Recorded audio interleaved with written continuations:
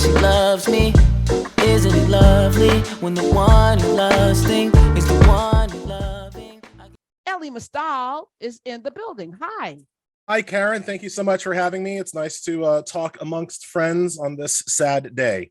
Yeah, I was like, come on in. What you doing today? You were like, what time? I was like, come on, let's go. For you, Angie says she stays angry. Yeah. Where are you with this? We saw it coming. We knew this was going to happen, but now that it has happened, how do you feel? And then tell me what you think. I mean, look, I've known I was going to have to deal with this decision for probably the past 20, 25 years. In my personal travels, let's put it like this.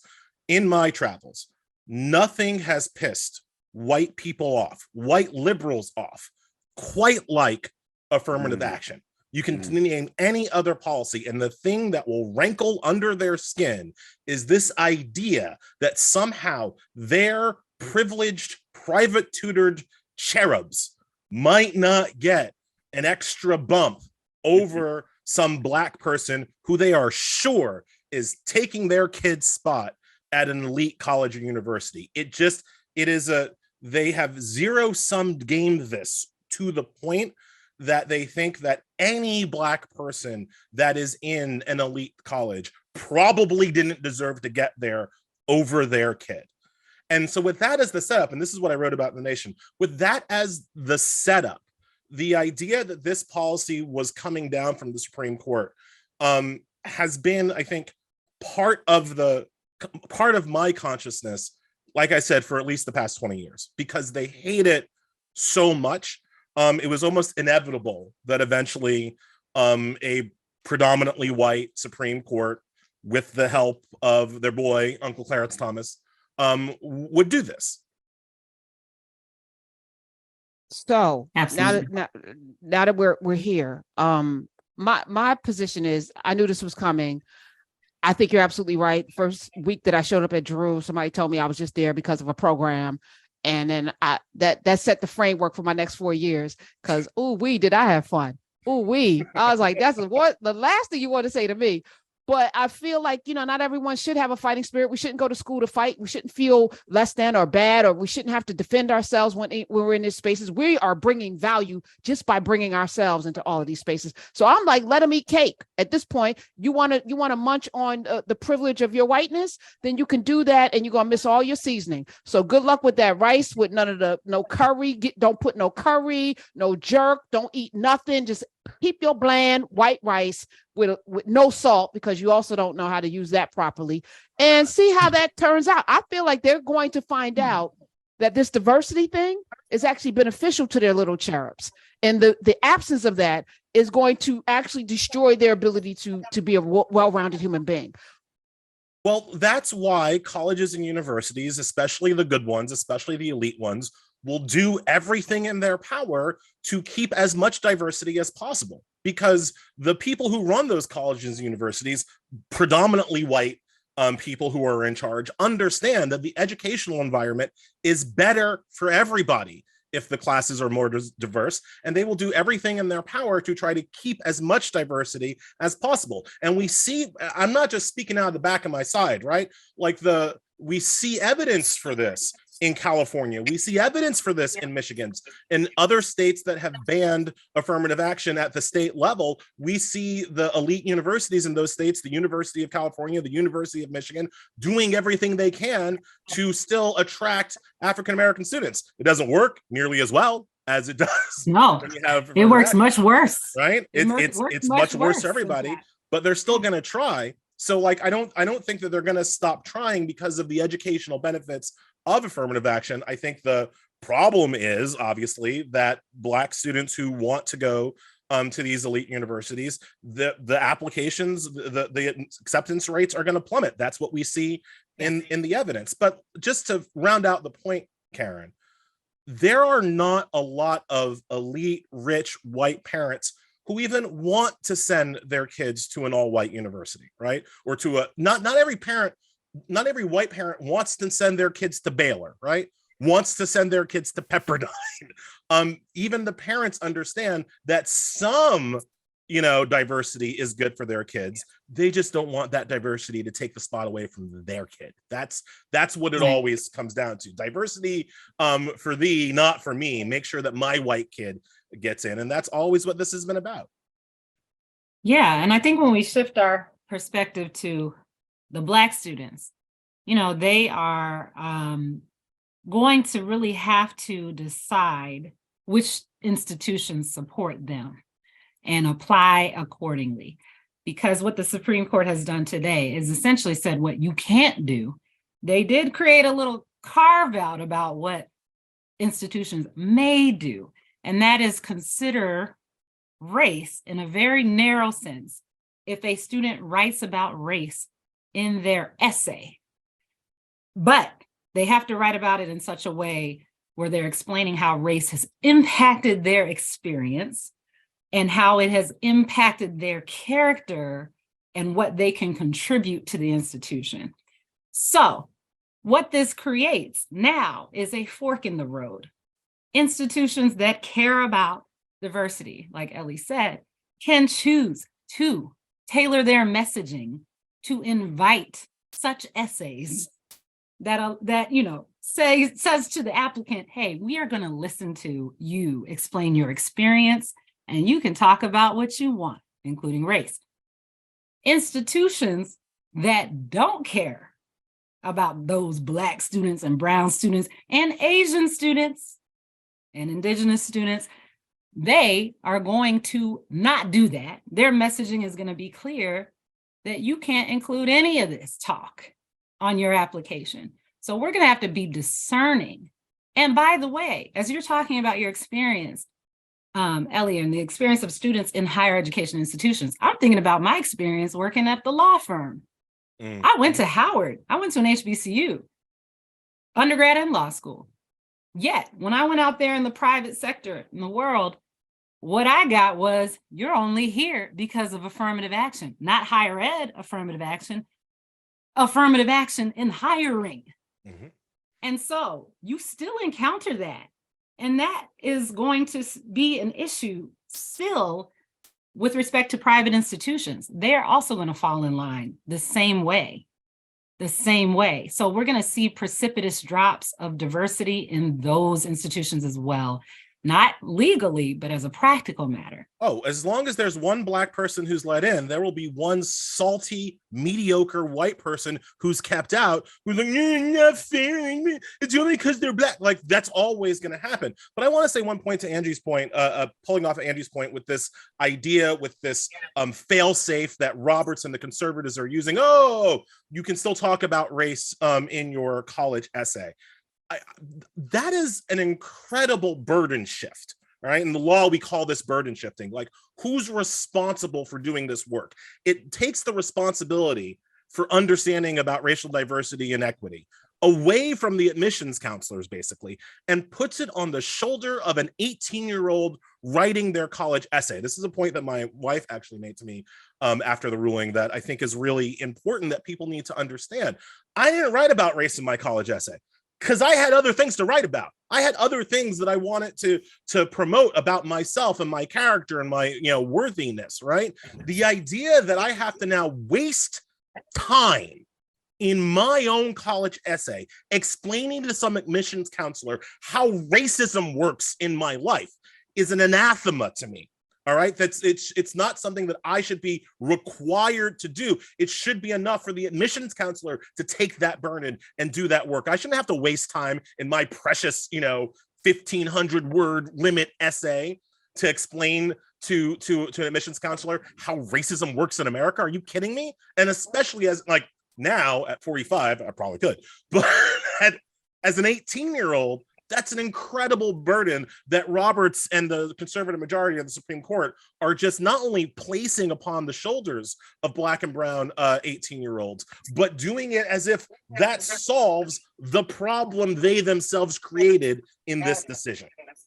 Can I ask Yes. how this opinion has obviously the obvious effect now on higher education, but what are the ripple effects for this in other parts? Are there government programs that are going to be impacted by this? Or was this ruling narrowly tailored enough to just be about this? I'm going to guess no, but you tell me. Well, I will say, like as a formal legal concept, this case is about this case. It's about UNC, it's about Harvard. But if you look at the summary, basically the intro to the opinion, the court understands and it tracks cases that flow from education cases, that extend to busing, that extend to public accommodations law.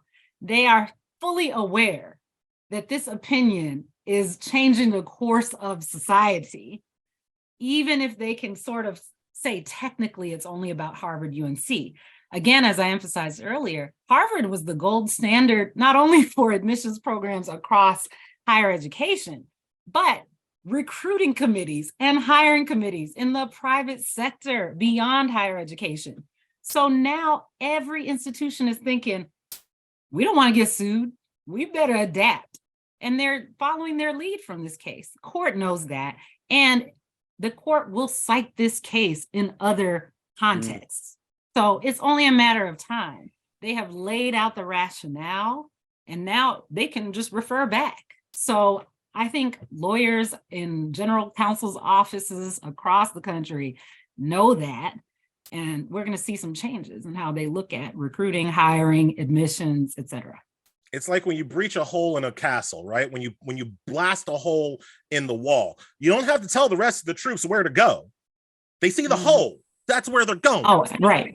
So good. Yeah. So Perfect. 866-801-8255. We're going to take some calls because I promised. Sina Gasnaby is here. Angi, Marissa Porter is here. Elie Mystal is here. I also had my team tweet out your Nation article that came out today as well. You went to Harvard, Elie, and I imagine you were told by your parents that was the way to success, the pathway to success. You went to Harvard. Think you got your master's there and your law degree. Looking at this now, the value of that Harvard education provided what? First of all, I didn't get a master's. I that was too much school for me. I thought you had 2 degrees from Harvard. Just the BA, just the undergraduate degree, and the law degree. Okay. Not the 3rd degree. So just to be clear, what was the benefit of that to me? I'll tell you. Really, it's really clear. I was a big law Manhattan lawyer. Right. That was what I was trained to do. That's what I was doing. And I hated it. And I decided, at 27 years old that I wanted to get into journalism. Didn't want to go to journalism school because, again, that's more school and that's more money. I just wanted to get into journalism. Well, how did I do that? I basically ended up sending out cover letters to 100 different magazines, news organizations, and in and around New York City. And I was like, I don't have any journalism experience, but I have 2 Harvard degrees and I'm willing to work for free. And I got a job, Karen. I got a job, right? And that kind of started me on what is now my career. If I was trying to pull that with Princeton, probably. If I was trying to pull that with the University of Michigan, maybe. But at some point, there is a thing that doesn't happen on my resume when I'm sending out that cover letter that makes most people say, bruh, go to journalism school if you want to be a journalist and get your funky cover letter out of my inbox. Well, here's what you need to know. And this is something I tell my students because I teach journalism. Going to J school is absolutely the worst way to get into journalism because it is. And I learned that from my editorial page editor where we won a Pulitzer. Actually, he won 2. I got a Pulitzer with him. And when you came in with a J school resume, he looked at you like you were trash because you learned journalism by doing journalism. You learn journalism in the streets. There's no J school that can really teach you how to do these things. And especially today where journalism doesn't even really, I don't even know what it is. So had you done this today, hell, everybody and their mother has a media company and no more standards. So while you got in through access with your background and having Harvard on there, I have people working for me that don't even have degrees, right? Because they are out there doing the work and doing in the street. So I feel like the time that we're in is almost perfect that this is happening because that cachet of Harvard may not matter. This goes to Angi's point, I think, directly. Like, part of the fix for what the Supreme Court has done involves employers, people, decision makers to stop elevating Harvard above all else, right? To stop acting like there are 3 or 4 schools that are the most important schools in the world, and that these are the only places where good people can come from. Like, part of that requires a cultural shift, but these kinds of decisions is the reason why we need to have that cultural shift. There's no objective reason. And this goes also, I think, to the parents who are desperate to get their kids into Harvard and Yale and Princeton. I've made this, it's a joke, but I also believe it, that, you know, my kids would be legacies at Harvard, and I am yet still completely in favor of them taking away legacy admissions at elite universities. And if that hurts my kids, fine, they'll go to Dartmouth, they'll be fine. You know, Dartmouth. Yeah, you know, institutions need to continue. Not Howard. Yeah. Damn, Elie. Institutions need to redouble their Morehouse. efforts, what they've already Come on. been doing, which is recruiting from HBCUs, recruiting from TCUs, recruiting from HSIs, Hispanic Serving Institutions. You know, it's like that is part of the effort to create diversity in a way that, you know, is legally sound, and they can continue to do that. And I think students also need to be, and families, because this is a collective decision, need to be looking at those institutions that have always supported us and creating new institutions that support diversity and support specific communities, because there you don't have to write about race in your essay. By applying, we already know what you're thinking about. Right. And so talk about your life. Yep. Those institutions, they want you. So it's going to be really interesting to see what happens with the HBCU, you know, and also institutions that are really serious about this will get rid of legacy admissions. They will get rid of standardized testing. They will get creative. It's the institutions that stay that are going to be making a statement that they do not want you. And we shouldn't want to go places where we aren't wanted. That's Professor Angi Porter. I misspoke. It's Angi. The Y is in Marissa, Mary, like Mary, SSA is where you can follow her on Twitter, of course. Professor of law at American University. She teaches through an Africana lens. Elie Mystal is here. He's got a podcast as well called Contempt of Court. We're going to talk more about that later. Brilliant legal mind, went to Harvard. I want to make one correction. You tweeted that you were coming on the show to have the blackest conversation anywhere. And I want to say that looking at, and this is the challenge, right? Since we want to be colorblind. I feel like this is the most comprehensive conversation we're going to have, because it takes into account all people. We're not having it strictly through a legal lens. We're having it through our own experiences. We got a Persian guy who has a law degree, went to a particular school. I don't know where we're going to have this conversation this way, as honestly as we're having it. And it has nothing to do with the black part, except that the black part brings the flavor, as I mentioned before. So you should have said the most flavorful, maybe. Elie Mystal is here. The Nation retweeted out his information as well. And Sina now, lawyer, producer of Fraudsters.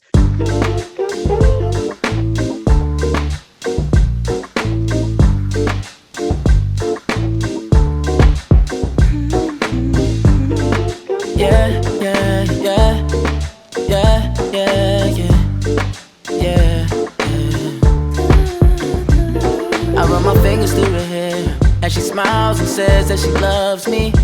Isn't it lovely when the one you love thinks